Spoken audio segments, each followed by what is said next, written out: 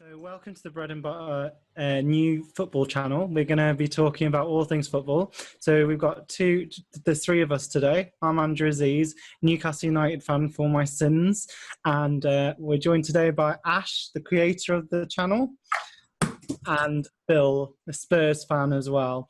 So, we were just going to start with a little bit of intros to each other. So, Ash, I believe you're a Liverpool fan. So I was going to ask, what's your first memory of supporting Liverpool? My first memory was probably Robbie Fowler. Oh, yeah. Steve McManaman, running down wings and doing all kinds of weird and wonderful stuff with his feet. And then Michael Owen. Michael Owen was a big part of my boy. Don't mention Michael Owen. Might come on to him later. But as a youngster growing up, he was like my idol. Him and Robbie Fowler, even Emil Heskey, like as a striker, really? As a striker, he was brilliant back obviously in 2000 and 2001. So that's my early memory. My old man. Like the DJ celebration. It was quite iconic at the time, wasn't it? It was good. But yeah, I blame my old man for all this because he was a season ticket holder. Before I was born, he gave it up when I pretty much like. He used to go down on the train and that was it. As soon as I came running around, my dog's running around. That was it, Liverpool through and through, and now I'm unbearable, essentially. I know. Yeah, well, 6 Champions Leagues will do that to you. Bill, you're a Spurs fan. What's your first memories of supporting Spurs? First game I went to, I was 6, and it was when Martin Chivers and Alan Gilzine and players like that were around. Oh. So it's a little bit longer than you guys. I've seen ups and downs at Spurs. I was there the year we got relegated, but the following year we come up. That was a brilliant season. Cup finals, like the Manchester City Cup Cup final replay. I was in the Man City end. There was about 10 of us in the Man City end when we scored. I jumped up to cheer. Next minute, it was bottles hurled down at us and everything. So I've got a lot of memories at Spurs of different variations. Yeah, I mean, Spurs, people forget, obviously, in the recent past, you've been doing pretty well. Obviously, not won anything yet, but still doing pretty well. People do forget how much you were struggling before, isn't it? Yeah, we was poor, really. We weren't poor. We was always going to be in the top half of the table. There was never any doubt of that. But financially, I think we went a bit pear-shaped with around the Gascoigne era as well. Obviously, when we got bust, but Levy has totally turned it around now. We've gone from one extreme to the other, which is really. I mean, £1 billion stadium, isn't it? So you can't really complain. There's not many stadiums that have a cheese shop inside it, is there really? So obviously, we'll probably concentrate on talking about the transfer gossip which has been going on. Ash, so we'll start with probably the biggest story at the moment, which is the Harry Maguire to Man United. I mean, £80 million. Obviously, you guys went and bought Van Dijk. I mean, what do you think of a transfer fee that much for someone who, is 26 now and it's to become the world's most expensive defender? What do you think? Well, when Liverpool signed Van Dijk, I literally threw my phone on the bed and went, what the hell? I genuinely thought 75 million, that's crazy. I was wrong. I might be wrong this time, but I also might be right. It's one of those things, football opinion. I think £80 million for Harry Maguire is ridiculous for a 28-year-old who's not won anything, not even looked brilliant in the last 6 months in reality. Comparing him to what he did at the World Cup, that's all he's got. One good World Cup out of a good team. I think there's better defenders out there for a lot less. To mention Spurs, you've got a player there for 25 million who's on his last year of his contract. Way better than Harry Maguire, personal opinion. But I reckon Spurs want to keep him if they can put the money in the bag for him, essentially. But yeah, Harry Maguire thinks stupid money. I think he'll demand a lot of wages as well with what has happened at Manchester United. They're just throwing money at literally confetti, literally ridiculous. Yeah, I think Alexis basically destroyed their wage structure, because now everybody just says, well, Alexis is on 450 grand a week, whatever he's on. So everyone just puts that and say, well, I should be on, 80% of what he's on at least. And it's basically... He's literally retired himself by doing that. He's been ever since. Like, he really has been crap. Which is scary. It is like, when you look at him compared to his Arsenal days, just that other player. I've seen like 2 times he turned up. That's it. It's like he's on 400 a week. It's incredible. So he didn't even make the bench towards the end of last year. Phil, what are your thoughts on Harry Maguire? Would you take him at Spurs, or do you prefer Vertonghen and Alderweireld and Davison? I'd have them two all day long, and I think there's no one with a football brain would disagree. Toby's at 25 million. Toby is a steal, really. I can't see him going, to be honest with you. I think we're going to keep on hold of him. He doesn't seem that keen to go. It's not like he's been putting his name around. And what I've read, if the papers are true, he's literally can't wait for this season with Spurs, and that doesn't sound like a player that's on his way out. Yeah, do you think the champions getting to the Champions League final probably maybe changed his mind, that he possibly saw that there is a potential there to do something and win something? The way we got there, really, as well, because to be honest with you, who would have thought we got to the final? If you remember, after the first 3 games, we were bottom of the group. And to even qualify was a feat. And to get to the final is phenomenal. And bearing in mind, people forget as well, we didn't buy any players last year. Yeah. We've done that with the squad we had. So if he's going to splash the money out now, the potential, I think we can only go one step better, really, couldn't you? Yeah. I think Spurs challenge this year, definitely, 100% challenge. Yeah, I do. If they can keep fit players, but it's the same with Liverpool. Liverpool got the same issue where they've got great players, but they've also very, very thin in certain areas. And with even Liverpool this year in Champions League, they were lucky. The group stage, we had the group of death. We struggled, just got through.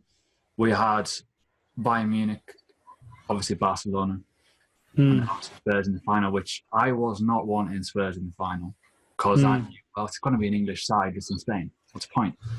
And obviously, Phil's already said, great. Harry Kane's playing. So that for me, it was like the opposite. But I do, in reality, I think if Spurs can sort the players out that they've got on a low contract yearly, I think they'll be fine. They've got a great base, they've got a great stadium, they've got a great brand of football, and a manager. I think well, can anyone beat Man City? I don't know. Man City look brilliant. I don't know if Liverpool can match that again next year, because we've got a lot of games. I don't know. We'll see. We'll see. Yeah. One of the other big transfer rumours is about an ex-Spurs player, so we may as well come whilst we're talking about Spurs. He has been linked with Spurs. It's Gareth Bale, or as they know him in Spain, the golfer. He's been linked to going to China for a reported £1 million a week. Bill, he's been linked to going back to Spurs for about 50 million. Would you want him back, or do you think he would hinder the development of Son, who I thought, I went to see Spurs play twice last year, and I thought he was excellent. Do you think if you were to get Bale in, it might hinder Son, or could you think they could play together? I think they could play together. I'm with you on Son. I think he's the most underrated player in the Premiership. Honestly, when he gets the ball, he always looks like he's going to create something. The good thing about Bale is that we've got a lot of youngsters coming through, and I think they can learn a lot from him. The biggest stumbling block is his wage. His injuries as well. His injury. He's going to break. There's no way Levy's going to pay him that. No way on God's earth, because he'll just break the wage structure at Spurs, and then we'll have another Man United scenario where everyone wants the same wages as Bale. And as you said, they're injury prone. When he was at Spurs, he was injured. He'd been no better at Madrid, really. I think his last year in particular, and also, I do watch a little bit of Real Madrid, and he doesn't have that burst of pace as much as he did before. Like, you know, when he scored that goal in the Copa del Rey final. Yeah. I think he's lost a little bit of that, but I mean, still a fantastic football. I mean, Ash, do you think it's right that he basically, if he goes to China, he's basically saying he cares more about money than actual competition? It's hard to say because a lot of players that have gone to China kind of fitted that mold a little bit. They've got to a certain age and they thought, yeah. It's like, why not? I mean, majority of players that go to China, they're like late 20s, early 30s. It's like the last 5 years of competitive, real international football, national footballs. It really is throwing in the towel, but it depends on how much the China brand's going to grow the actual game. It's obviously growing fast, but we don't see much of Chinese football in reality. So we don't know what it's like, you know, like... You're not a big fan of Dalian Yifang? I mean, Japan's... Your ex-manager's there now. My ex-manager as well. I mean, you can say the same for Japan and the MLS. I mean, there's been some good players going into Japan recently, but the MLS is the same. It's like, the competition's so low, but the wages are so high. It's like, I'd rather play for the competition personally. I mean, the money that they're on anyway is ridiculous. I mean, the Premier League, a massive global brand. It's hard one to stomach considering how good of a player he is. I think it'd be a bit gutting to see a player like that do that. Well, his big problem is that if he did go to China, you got the Euros next year. Surely he's going to want to be in the window for the Euros and not play in China because it's a total different level of football. He won't be at the same standard he was in the tournament. Wales aren't going to qualify again, are they? They might do. I think it was a one-off special, I'll be honest. They're two-man team, Bale and Ramsey. But yeah. I agree. I think China, like, I was very surprised that Rafa has gone to China, I'll be honest. I think he's better than that. I can understand him leaving Newcastle. He's got ambition. He wants to do things. But going to manage in China, I mean, some of the stories, you know, I've heard what Carlos Tevez said about the standard of football in China. You know, players have gone to China, come back within a year. You've got the boy Yannick Carrasco, he scored in the Champions League final for Atletico Madrid, and he just said the quality of football is so poor. Like, people are literally going there for money. You know, the one I still don't understand is Oscar. You know, he's 25 at his peak, you know, and he's gone to play for China. I was like, just wait a bit, play, because he hadn't really achieved, you know, his peak yet. And it's just, I think, but like I said, it's easy for me to say, obviously, if you're going to be paid like 4 or 5 times more than what you're getting paid in Europe, then you're going to be tempted, aren't you? It's a hard one because, and obviously football careers are short, but they're getting paid so much. I think what they just need is financial education and know what to do with money and not spunk it down the drains. But to go to China at 25, Oscar, for example, was a quality player. It still is. And it's like, what's the point? I mean, I can understand Mascherano. He went to China when he was 35. Yeah. He done everything in his career that he wanted to do. He played in the Premier League. He won nearly everything pretty much did win everything at Barcelona. Go to China. Sweet, cool, whatever. But players like Oscar and it was the other one. Played for Watford, Igalo. Yeah, he's gone. China, and he was like 28, 29, was brilliant in the Premier League, scoring a decent amount of goals for an all right team. Go to China. Yeah, they're gonna be forgotten, really, aren't they? And that when they look back at their careers, I think there will be a sense of a little bit of regret because they're missing out on Champions League nights, playing Premier League, La Liga, Serie A, you know, the big leagues in the world. One of the other rumours has been filled with the Wilfried Zaha rumour, where Arsenal I think they've bid something like 45 million, a Thierry Henry sign ball, and you know, the rest spread over 0% finance on a loan basis. I mean, are Arsenal just being cheap, and should they just leave Crystal Palace alone if they're just going to keep insulting them with derisory offers? It is a bit embarrassing, to be fair. I've heard they're throwing in the hot dog seller as well, but and Carl Jenkinson as well. everything else. The trouble is with that is that the money that Palace were asking for, is it 80 or 90 million they want for him? See, he's got to prove himself at a big club, and I think that's what he needs to do, but not at that money. You know what I mean? Because it was at United he went to. Yeah. And he was nothing, was he, really, at United? And I think he's got to try and counteract that, really. He never got a chance, isn't it? Moyes just never played him. He'd rather hit long balls to Fellaini, isn't it? That's what he's always done. It's the only way he knows how to play. But I can understand why Palace are asking for the money, but Arsenal won't pay that. There's no way Arsenal will pay that.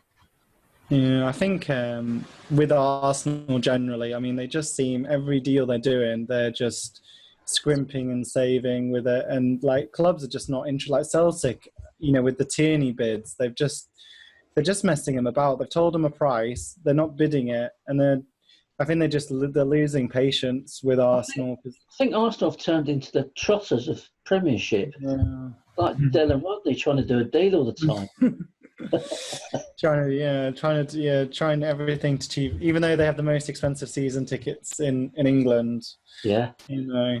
Ash, I mean, would you take Zaha at Liverpool? Would he be good? I mean, people have talked about the backup for Salah, Mane, and Firmino, that it's a bit lacking. With obviously last year it was mainly Shaqiri and Origi. Rumour has it he might be going to Liverpool, but might be going to the blue side. Just looking on Twitter now, Everton to hold talks with Zaha next week. That's Sky Sports. I wouldn't understand that move. I mean, I think Everton's got money. They've got a lot of money. They've probably got more wealth than Liverpool in terms of spending clout. Investment, obviously. But he's a good player. Yeah. But he's got that past in him where he didn't perform at a high level of a bigger club. And when you watch him for Palace, he looks brilliant. He looks like the game changer. He's like Mane for Liverpool, where he's that person that just goes, right, let's go that way. Okay, cool. Everyone follows. And he's a game changer. He turns the direction of the game. But the biggest fundamentals of him as a player, he gets kicked a lot. He gets frustrated a lot. And if the rest of the team aren't on his side, he'll just crumble. And big teams, Manchester United didn't. They didn't back him. I see Arsenal the same, that they won't have players on his side, won't back him. But Everton, I think he'll be a good fit for, but it's still not the same step. But I think he could go to the next level. He just needs the right team. But there's not many teams out there in the top that are after a fast winger to automatically play, because he will demand automatic starting points. He won't go to Liverpool because he won't get in the team. Reality. Chelsea have got the ban, haven't they? Chelsea, but he would have been ideal for Chelsea. But will he go there because of the allegiance of Crystal Palace? Because he's obviously a Palace youngster, essentially. He said he was an Arsenal fan, hasn't he? He has, but he's got the Robbie Keane going on. It's weird, isn't it? London's a weird place for football transfers. I've never understood it, because they're always interlinked somehow through the past. It's like, are you just saying that? Because obviously, impress the fans, essentially. But I don't know. I think Zaha's a weird one. I think he's a fantastic player for the Premier League. It's good to watch. But I just can't see him for that money and also getting a transfer this year, especially if it's just Arsenal, because they're tight. They don't care. They're just like, whatever. They're crumbling, man. They are crumbling. And I know Johnny will be like, nah. They're crumbling. They've got some great players, but they've got a lot of weaknesses as well. Yeah, I think Arsenal generally, I don't think the management understand how much Aubameyang and Lacazette are kind of covering over holes in that team, because I think their goals basically are amazing. Yeah. Aubameyang reminds me of Suarez when Liverpool were like in 2011, 12, 13 seasons, where he covered nearly all the crap that we had. Well, obviously we had Sterling and Sturridge, who were fantastic as well. And it reminds me of that team where they've got one big push in them where they'll do well, and then all of a sudden all the cracks will be exposed. And you look at their field, it's not the greatest. I'm not really that big fan of Xhaka. You look at the central defenders, oh my God. You think, well, what's worse? I mean, it's unbelievable. Mustafi is one of the worst players I've ever seen in an Arsenal shirt. He's horrendous. I mean, I rated him when he played for Germany. He's like, looks quite good. In the Premier League, he looks awful. They've got your problems as well. So it's hard, isn't it, when you think about it? It's not a good start when your captain's going on strike before the season even started. That's more like a Newcastle story. That I was amazed at. I think the other issue they have is they've given Ozil and Mkhitaryan. Ozil's on 350 grand a week. Mkhitaryan's on 200. No one is going to touch them on that wages. No one. Ozil's not the same player. He was a brilliant player. He's not the same player anymore. No, he's not. No one is going to touch Ozil, so they're going to be stuck with him, and it means that they've got a much higher wage budget because of it. Wage structure is a massive thing in football, and when you start disrespecting it, it's like, well, everyone's going to knock on the door. It's going to be a massive line at Arsenal because a lot of players in Arsenal think they're too big for the boots. I think they are. And I think that's honestly why Ramsey left, because he's probably sick of it. He was sick of being that guy that was having to do everything in that team. When you saw the last 2 years, he was by far the most outstanding player in that middle, doing stuff. Apart from, what's his face? Little guy in the middle. Torreira. I think he's all right. He's decent. But Yeah. It's a big build needed, I think, at Arsenal, because the players that they've bought have not fit the bill. Like Ozil's drifted off. Mkhitaryan's not the player he was at Dortmund or even before then. And then you've got, obviously, Xhaka's been... All Xhaka does is put 40-yard shots in and hopes that sometimes they go in. That's it. Like, I just see an over-aggressive player who's overly keen to win the ball back, and he always gets yellow card, and he's like out the game for us. I think he gives a lot of penalties away as well. He gives a lot of fouls away. Phil, are you enjoying Arsenal's demise at the moment? It's amazing, brilliant. I love it. Because I used to purposely watch the Arsenal fans, the YouTube. Oh yeah. It's like comedy gold. It's a brilliant show. It is very funny. It doesn't matter who you support. It's very entertaining because they get so rent and rave, and that they go in week out. You've got to take your hat off to them for putting up with it, really. But no, I am enjoying it. I'm not going to lie.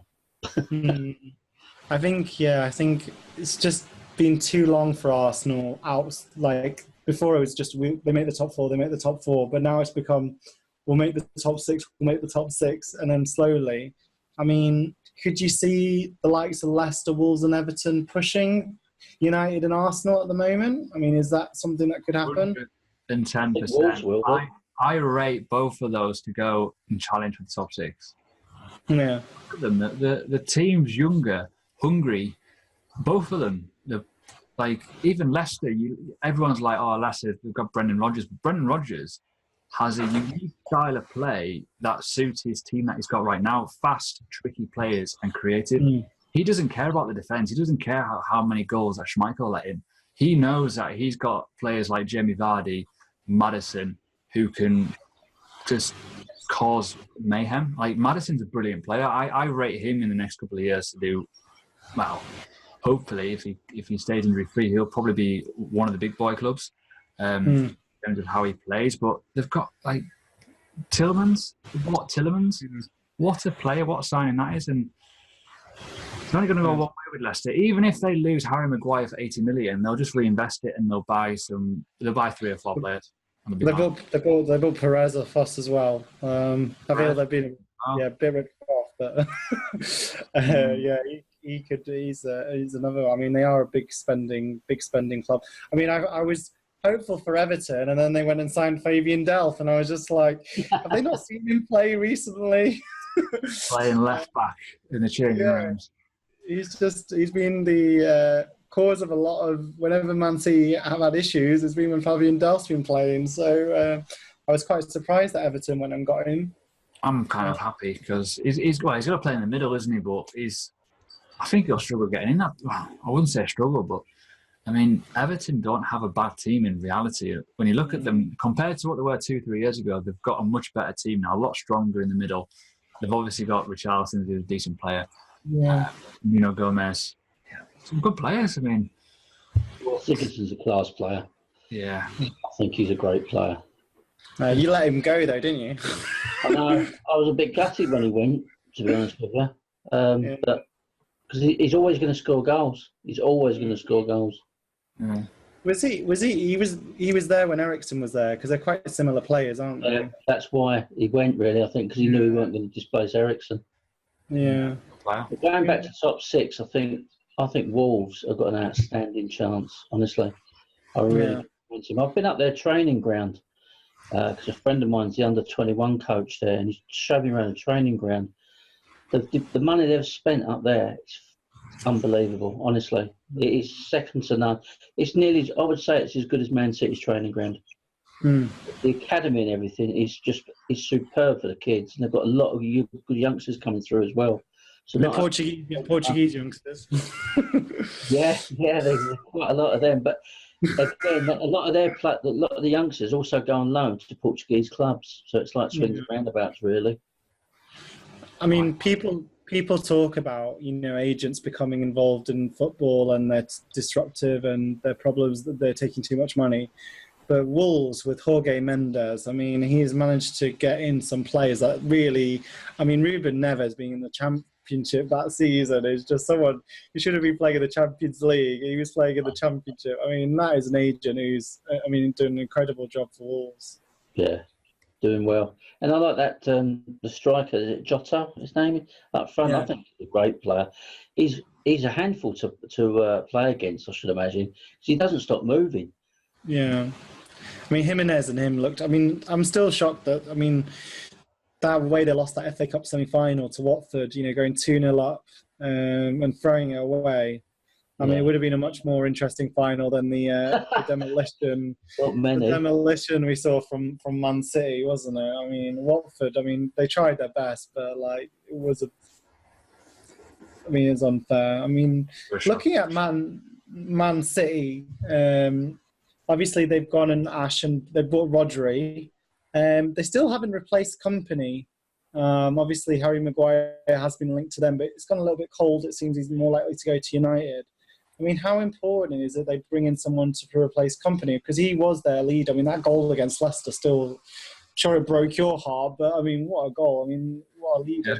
Yeah, I mean, you look at Man City, you think they've got some really good young players, but they've got some really, older school players departing. They've got Company left, Silva's last year. Fernandinho is, 35 now? Yeah. So you got some three players there, two of them getting towards the end of the careers with Man City at least. Big personalities to get rid of and to obviously replace. They need a leader at the back. I rate Laporte, but he doesn't look... He's like Liverpool with Joel Matip, right? Matip's a brilliant player individually, but when there's no leader beside him, he's a bit all over the place. Van Dijk gives him that stability. I think Man City might have a problem if they've got only, for example, Stones, Laporte at the back. Otamendi's not the wisest, is he? In reality, he's a good player, but they need certification. They need a leader. And I think with Man City, they needed a player like Van Dijk. And I don't think... there's many available, isn't it? Yeah, I don't think Laporte's a player to give them that stability of a centre-back to marshal defence. Edison as well. I don't rate Edison as a vocal goalkeeper. He doesn't look like a vocal goalkeeper when you watch him. He's brilliant with his feet. He's a great sweeper keeper, but he doesn't marshal them in the box and in and around set pieces. Company used to do that even when, Fernandinho used to do it as well in reality when he used to watch him. They're a well-organised team, but it's only good if you've got a player to organise them. And I don't think... Because Man City used to have a little bit of a ricket in them when Company wasn't playing, and especially when Fernandinho wasn't playing as well. And towards the end of the season, Fernandinho wasn't playing, but Company played nearly every game. So it shows you how important that they are, but I personally think they need another centre-back. And I don't think Harry Maguire, even if he does go to Man City, would even fit the bill.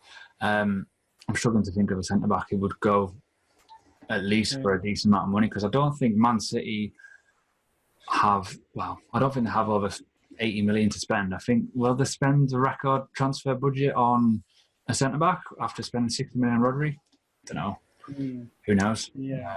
But I think Man City's going to be interesting this year. They're a great team, but they've lost one big player. Yeah. I mean, looking at kind of now thinking about Spurs in comparison, obviously you guys got to the Champions League final. You bought Ndombele. Can you see anyone else coming in? I mean, we talked about Bale. Yeah, there's talk of that Giovanni Lo Celso. Yeah. I think he'd be good if we get him, because I've watched him a few times. He's very quick on his feet. I think they're asking for 60 mil for him. It seems to be everyone Spurs wants is 60 mil at the minute. I think they see Premier League clubs coming and they just put the price up about 30 million. Where they can, you know, I mean, it's just I mean, we've signed a striker, Joe Linton, for 40 million. He scored 7 Bundesliga goals. Yeah, I just don't know where they're plucking some of these prices out. I mean, it's just incredible, some of the prices that are coming out of nowhere. Really. It's just, I think the Neymar deal basically destroyed the transfer window because everyone's price went up because everyone said, well, Neymar's this much. So, yeah, because you think Neymar, and then I think, what was the next one after that? You had Coutinho 145, yeah. You had Mbappe. But then you had smaller transfers, but they were quite expensive. Like you get 2 record-breaking goalkeeping transfers in the same transfer window, Alisson and Kepa, Van Dijk. And then you've obviously got rumours of Liverpool signing Nicolas Pepe for a rated 80 million. That is a rumour. Hopefully less than that, because I think that's quite expensive. And then you've obviously got the likes of Harry Maguire and other rumours and Zaha. It's like, fucking hell. I mean, imagine saying that. Look at Liverpool's front three, right? You had Salah 37 million, Firmino 26 million, and Mane 34 million. You're looking at Zaha for being double all those. Yeah. Even Harry Maguire being the same price of, like... I mean... It's crazy when you think... Like, it's funny, if about 2-3 years ago, people used to say, you know, in 1996, 15 million got you Alan Shearer, now it gets you Jordan Ibe. Like, I know. It's just, and Liverpool have been masterstrokes at getting rid of their crap with high fees. Like, what? Yeah. You sold a reserve goalkeeper for 15 million who's played 1 game. You're going to laugh. Solanke was the best one. I mean, sold him with an injury. And you got 20 million. Danny Ings as well, 20 million. He had like 2 years left in his contract. But yeah. Freaking hell, man. Yeah. So now talking about another thing which has come up in the news is Klopp talking about basically our constant need for football and the fact that for some players, I think the ones he's really talking about are like Mane, Salah, Mahrez, basically their season hasn't finished. It was only just finished last week. And the fact that they're probably going to start the season without having had much of a break. I think Mane might only get 1 week, 2 weeks break. I mean, do you think... If you look at Mane, right, he's played 111 games in 2 years. Yeah. He's been on the go since late last... he's been on the go for over a year. And he's played 111 games. It's crazy. And he's going to have a 13-day holiday. And he's going to literally get back the day after the Community Shield, and he's going to play on the following Friday night against Norwich. Mane is unbelievable. I love him to bits. He's like the best player. He's Liverpool's best player. Unpopular. Is he going to burn out, though? I don't know. He hasn't had any injury problems in his whole career. He's never had a suspension. He's never really had a break. Even last year at the start of the season, Klopp rotated quite clever at the start of the year. He rested a few players. But he didn't rest the front three as much as the likes of Jordan Henderson or Naby Keita, Fabinho, etc. He just went full throttle, and usually it was a small niggle or an injury or an international break that kind of broke it up a little bit. But the biggest problem with football at the minute is everyone is trying to play it, but they're all at different times. I mean, look at the Africa Cup of Nations. Not ideal. I was excited this year for no World Cup, no international football.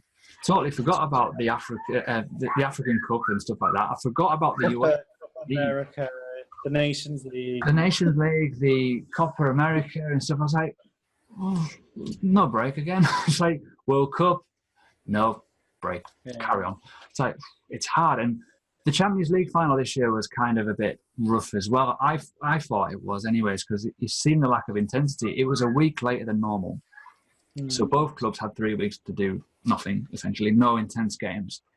And it kind of showed that the final was a bit flat. But when you think about it, Jordan Henderson and Trent Alexander-Arnold and players like that, and even the Spurs players, they went from a final to 1 day off to playing international football the following 48 hours. Yeah. What, really? Is that the kind of thing? I think Nations Cup is pointless as well. Yeah, it is. And pointless tournament. The rumour is this year that there's going to be an international break for English teams, but it's going to be 1 week and it's going to be split up for 1 week. 1 week's nothing. The German teams, the Spanish teams have 3 weeks in the middle. Why not have...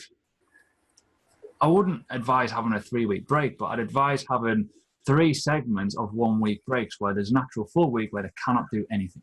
They're just literally chilling out.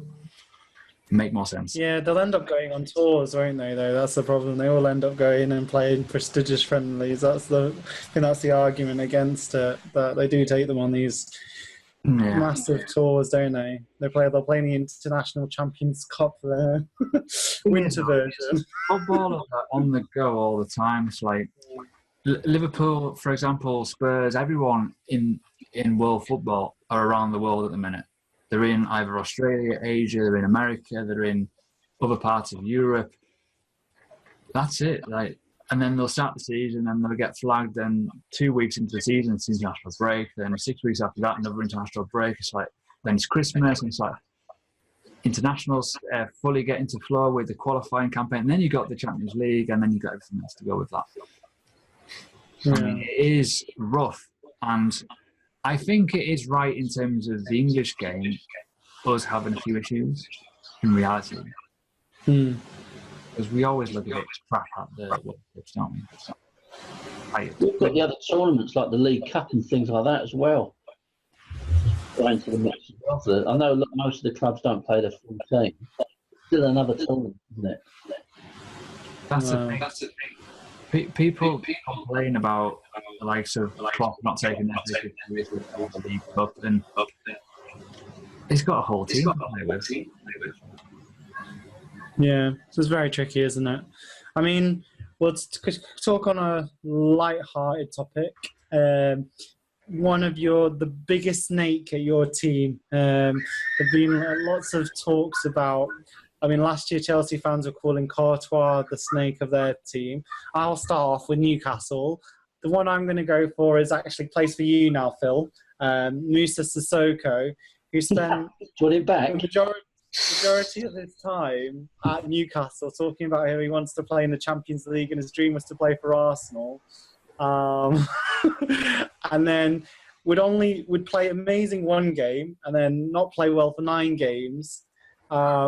And then, because he had a good Euros, obviously he got his massive move. I mean, he was amazing last year. He was really good for Spurs last year, let's be fair. But, yeah, I lost a huge amount of respect for him with the way, I mean, just every time he went on international break, him and Michael Owen, they love their international breaks to talk about joining other clubs. I mean, yeah. So, yeah, my one probably would be Moussa Sissoko. Or probably Jermaine Genius as well, the goldfish, who said like... The Spurs one. Oh, dear. Yeah, the last Spurs ones. I mean, Ash, who would you go for Liverpool? I'm guessing maybe...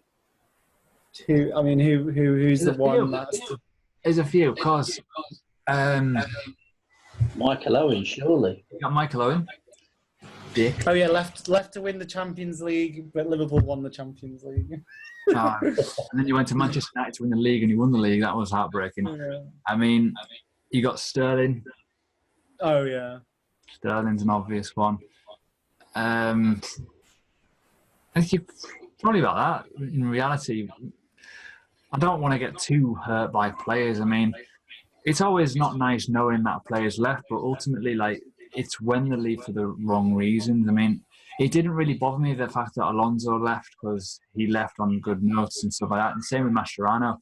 But Torres was a sour one as well. But at the same time, I kind of like forgive him really for that one. But the club was in a mess. But I think Owen was the worst one. But then I also think, like, obviously Sterling, he shouldn't have.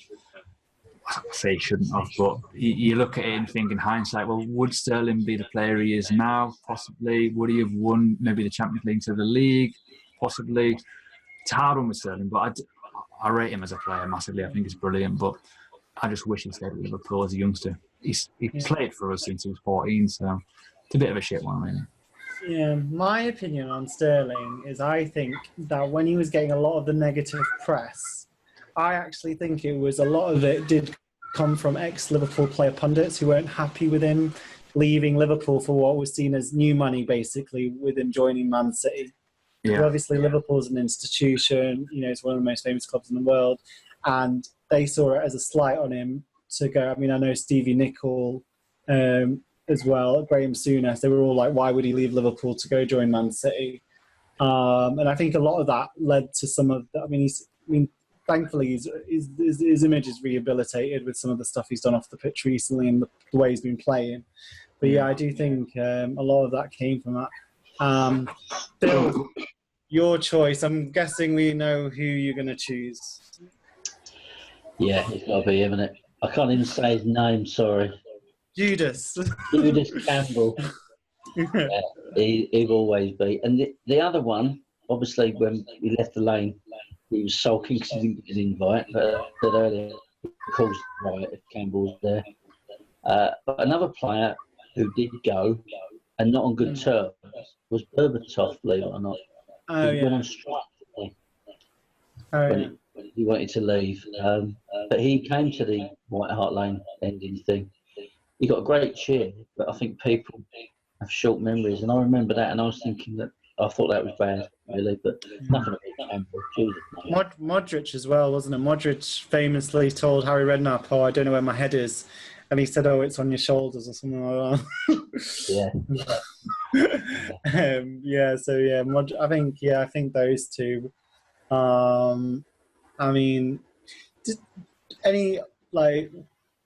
Saul Campbell, do you think he'll ever be forgiven, or will it always just be the guy who ran down his contract? And I actually for the simple reason that he always keeps still playing his innocence, and he just makes it worse by little comments he makes. Yeah, he's one of the greatest football minds. He thinks he is. Yeah, I do find some of his comments just very strange, I'll be honest. He's a brilliant defender, I've just got to say. Absolutely. We had him at the end of his career and he was terrible for us, but he was a brilliant, brilliant defender. He's a legend in his own mind, trust me. He's a top manager now, apparently. Yeah. Well, anyway, thanks for joining. Please hit the subscribe button for the Bread and Butter YouTube channel, and please join us again.